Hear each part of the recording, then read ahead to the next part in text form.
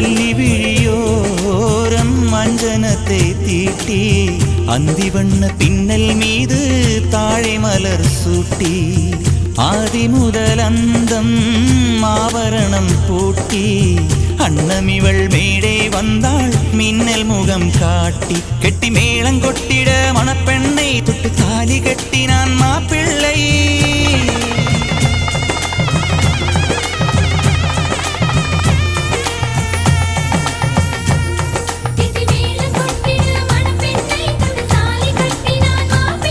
இந்த ஏழை நெஞ்சமும் நீ வாழ என்றும் பூக்கள் நீ வாழ்க நலமாக